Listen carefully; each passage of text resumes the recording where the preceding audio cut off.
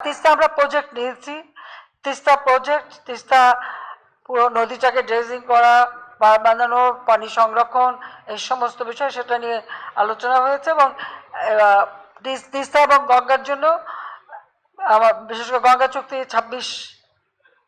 2026-এ ওই চুক্তির মেয়াদ শেষ হবে। তবে এটা যদি নবায়ন নাও হয় চুক্তি কিন্তু অব্যাহত থাকবে। তবে এখানে যেহেতু চুক্তির মেয়াদটা শেষ হবে, 30 বছর মেয়াদি চুক্তি আমরা করেছিলাম, তো এটা প্রধানমন্ত্রী নরেন্দ্র মোদী বলেছেন এবং আমরা এটা হচ্ছে যে একটা টেকনিক্যাল গ্রুপ করা হবে। যে যেটা মমতা ব্যানার্জি বলেছেন, হ্যাঁ ওটা ওনার খুব ওনার সঙ্গে আলোচনা করেনি, উনি তো ছিলেন না দিল্লিতে। আমি নিজেই তো যোগাযোগ করার চেষ্টা করছি, তখন ছিলেন না, থাকলে নিশ্চয়ই ওনাকে নিয়ে আমরা আলোচনা করতাম, আমি করতাম।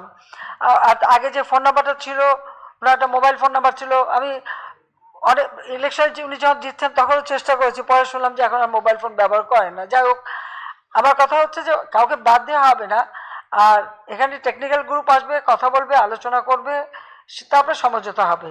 আর মমতা ব্যানার্জির যে চিঠি, সেটা তো উনি লিখেছেন ওনার দেশের প্রধানমন্ত্রীকে, এটা তো তাদের আভ্যন্তরীণ ব্যাপার, এখানে আমার তো কিছু বলার নাই, এটা সম্পূর্ণ ভারতের আভ্যন্তরীণ ব্যাপার। এ ব্যাপারে আমার তো নাক গলানোর কোনো দরকারও নাই, কিছু বলার দরকার নেই। আমার সাথে সকলের সম্পর্ক ভালো, মমতা ব্যানার্জির সম্পর্কও খুব ভালো, আবার প্রাইম মিনিস্টার নরেন্দ্র মোদী তাদের সঙ্গে সম্পর্ক ভালো, অন্যান্য সব দলের সঙ্গে আমার সম্পর্ক ভালো। আমি এটুকু বলতে পারি যে ভারতের প্রত্যেকটা দল মত নির্বিশেষে সকলের সঙ্গে আমার একটা সুসম্পর্ক আছে। আর তিস্তা, আমাদের তিস্তা প্রজেক্টটা, এটা তিস্তা প্রজেক্ট কিন্তু আজকের না, আমার মনে হয় সেই যুক্তফ্রন্টের যে 21 দফা সেখানে বোধহয় এটা দেওয়া ছিল, এবং আমাদের আওয়ামী লীগের বিভিন্ন এসে কিন্তু এটা এই ছিল যে তিস্তা প্রজেক্ট করতে হবে।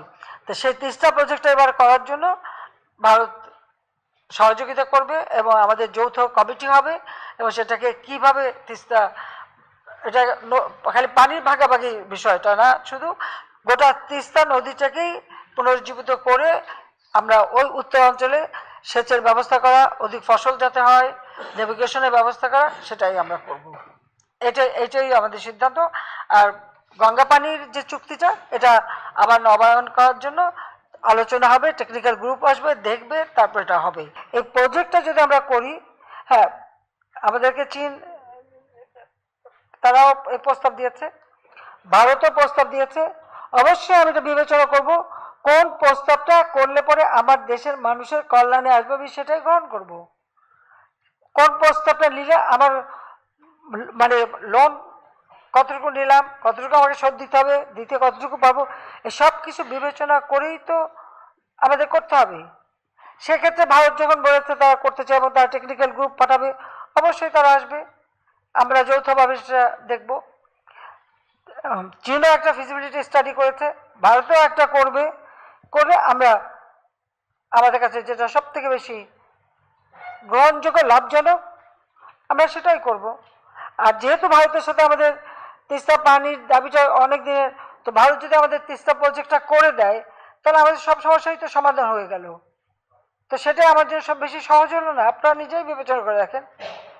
কাজে ভারত যখন এগিয়ে আসছে, আমরা এটাই মনে করি যে ভারতের সাথে যদি আমরা এই তিস্তা প্রজেক্টটা করি, সেটা আমার দেশের এই পানি নিয়ে আর প্রত্যেকদিন প্যা করতে হবে না, আমরা সেই সুবিধা পাবো।